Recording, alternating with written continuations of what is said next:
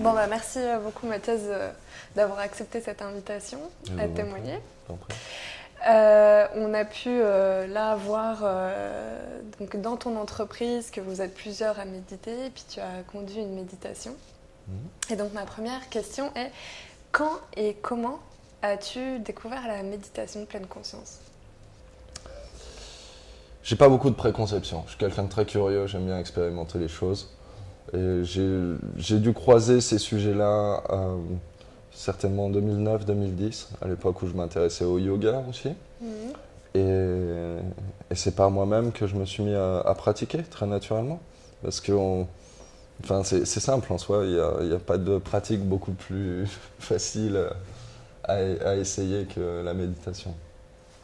Est-ce que tu te rappelles de ta première expérience, la première fois que tu t'es assis pour méditer? Non. Non.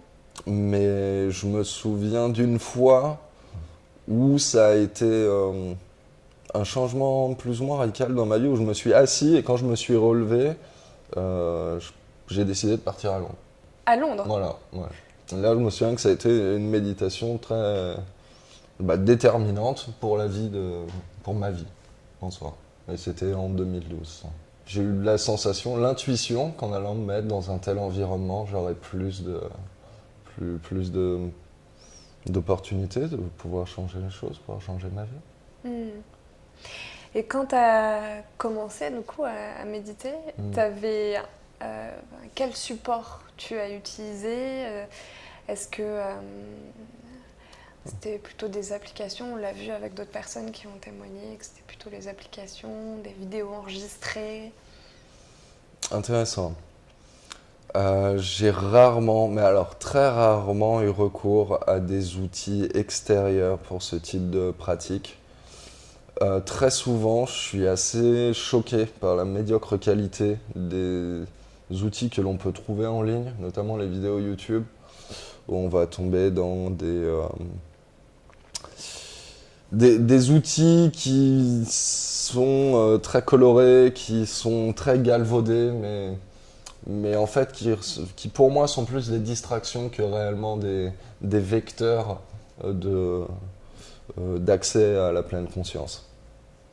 Donc je suis quelqu'un de qui aime les choses simples, donc j'ai trouvé de la littérature, et en général de la littérature gratuite, et j'ai simplement accordé de l'importance à mon souffle. Et je me suis concentré dessus, c'est tout. Alors quels sont les bénéfices que la méditation t'apporte personnellement? Je sais pas si c'est important de le contextualiser, mais c'est vrai qu'on n'a pas évoqué la chose. Ici, chez Fred, je m'occupe du développement commercial. Je suis la voix, essentiellement, qui échange avec nos prospects et nos clients, donc experts comptables et chefs d'entreprise. Le fait de parler avec des entrepreneurs toute la journée, et puis des experts comptables qui sont aujourd'hui face à une pleine mutation de leur métier, c'est essentiel d'avoir notamment cette écoute active. L'écoute active, c'est la capacité à entendre ce que vous dit quelqu'un et ce qu'il implique, c'est-à-dire ce qu'il ne vous dit pas, mais ce que ses propos, je dirais, présentent, plus ou moins consciemment. Donc, il me semble que la pratique de la méditation permet d'avoir une attention plus développée, plus fine, et d'être capable de déceler ces subtilités pour avoir un rapport à l'autre qui va être plus riche. Donc je pense que c'est un des premiers points dont je peux identifier les bénéfices. Et un second point, ça va être la capacité de concentration en général, être capable, notamment dans une start-up, il y a beaucoup d'activités qui sont voisines. Quand vous avez besoin d'être concentré dans une discussion et que vous êtes dans du brouhaha autour, c'est important de rester concentré. Et même si votre interlocuteur sent ou sait qu'il y a du bruit autour, c'est essentiel qu'il perçoive que vous êtes le cœur de son attention et inversement. Et je pense que la méditation permet d'établir ce rapport, d'établir cette connexion à l'autre de manière encore une fois un peu plus subtile et plus qualitative. Et donc ça, tu as évoqué donc, la capacité d'écouter véritablement, la capacité à être focus. C'est quelque chose que tu as pu expérimenter aussi dans ta vie personnelle, parce que là on vient de parler du travail, mais... Oui. Je dirais que ça a un impact fort sur l'ensemble de ma vie. Après, sur des points très spécifiques, dans mes hobbies, j'ai l'habitude d'écrire de la musique. Et le fait de pratiquer la méditation avant de me mettre dans des états de production, dans des phases de production, ça me permet d'être beaucoup plus justement aligné en phase avec mon inspiration, avec mon pouvoir créatif et d'écarter toute notion de doute pour être dans la livraison pure, pour être dans la production pure. Donc je pense que c'est notamment un des freins que beaucoup de gens expérimentent dans leur travail en général et dans leur vie de tous les jours. C'est ce qu'on appelle le phénomène d'auto-sabotage. L'auto-sabotage, c'est s'empêcher soi-même de réaliser ou de produire quelque chose. Et je crois que la méditation permet d'outrepasser ces limites pour arriver dans un état de production pure, voilà, et d'annihilation complète du doute. Donc tu as expérimenté ça par toi-même. Au travail, là, on l'a vu, tu animes un groupe. Est-ce que tu peux nous dire comment ça s'est mis en place, comment tu l'as présenté au travail, à partir de quand tu as commencé à en parler? Ouais, tout à fait. Donc je suis arrivé chez Fred il y a à peu près 1 an et j'ai été très vite identifié comme quelqu'un qui pratiquait beaucoup le yoga.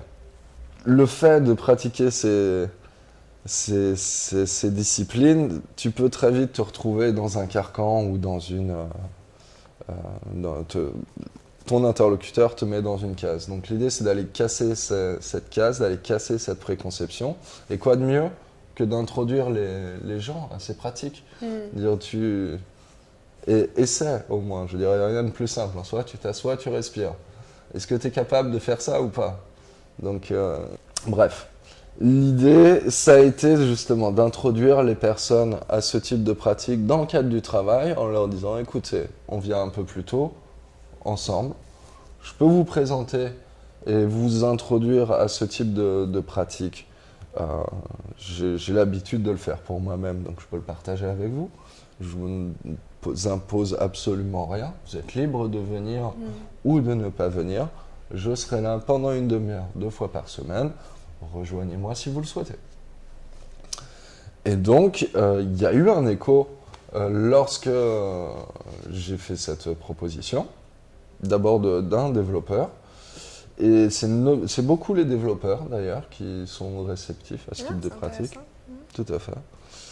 Et je ne sais pas si c'est le bouche à oreille, mais la séance suivante, on était 2, la séance suivante, on était 4. Et puis après, on n'était plus que 2. Et puis après, je ne pouvais pas assurer, parce que bon, on a nos obligations, des déplacements, du travail, mais on était 5 ce matin, quelque chose comme ça. Donc je crois que là, on a le noyau dur. Et je vois les mecs revenir. Donc c'est qu'il y a tout de même un intérêt. Ils y trouvent quelque chose, ils y trouvent leur compte.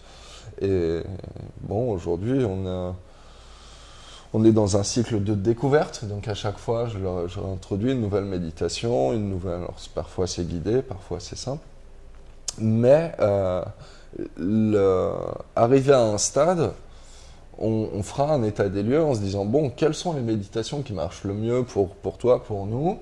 Et puis, chacun pourra utiliser son propre véhicule pour accéder à la pleine conscience et à cet état de calme qui est si productif. Donc, c'est vrai que c'est très spontané, il n'y a rien qui est imposé, et au final, on se rend compte que on embauche des gens sensés chez Fred. Il voit instantanément les bénéfices de la pratique. Donc c'est bon signe. Et quels sont les retours justement? Est-ce que tu as un exemple de retour de quelqu'un qui, à la suite de ces plusieurs méditations là, que tu as données Ouais, tout à fait. D'ailleurs, il y en a une qui a été très très impressionnante, c'était il y a 2 semaines, où j'ai souhaité introduire les mudras. Est-ce que tu peux expliquer ce que c'est? Alors, le mudra, c'est la position des mains. Donc, il y en a plusieurs qui impliquent soit une symétrie, soit une dissymétrie. Donc, simplement une main ou les 2 mains. Et ce qui est intéressant, c'est qu'on a couplé ça donc, au souffle de manière très naturelle, mais sans méditation guidée. Qu'en fait, on s'est retrouvé à méditer pendant 20 minutes, en silence.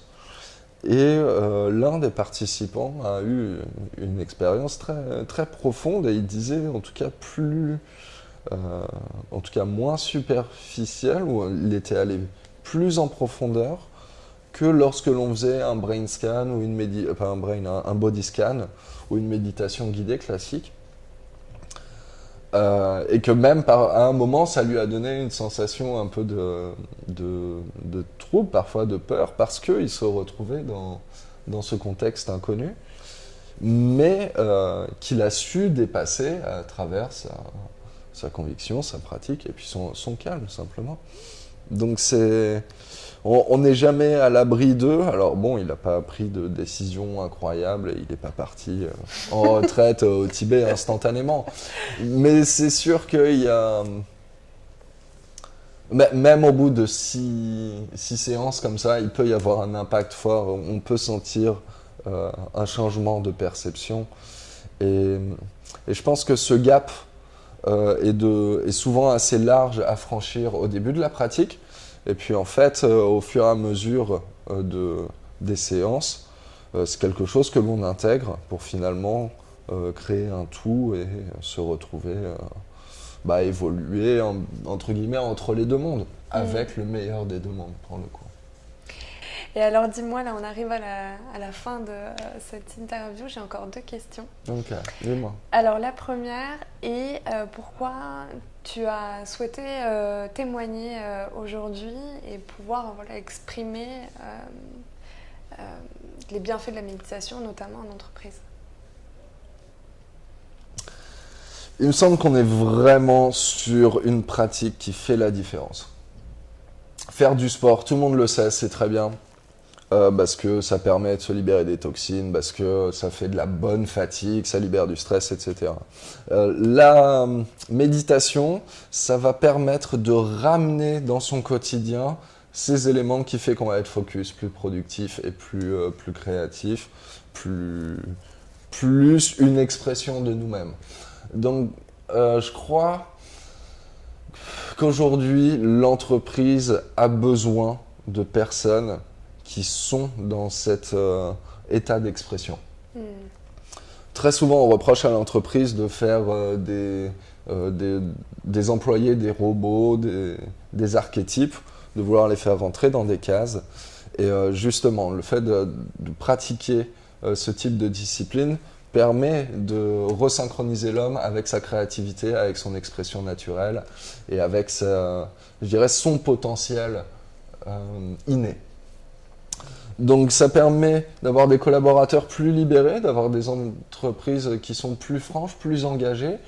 Et le fait de voir qu'aujourd'hui des startups développent une proposition de valeur qui va dans ce sens-là, c'est quelque chose que je souhaite tout à fait soutenir.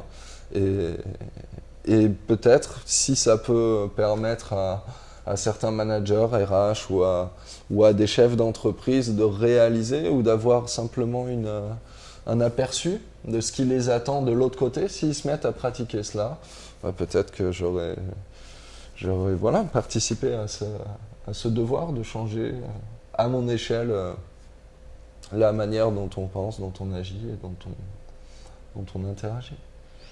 Si tu as un dernier mot à adresser là aux dirigeants, aux managers qui seraient susceptibles de nous regarder, qu'est-ce que tu leur dirais ?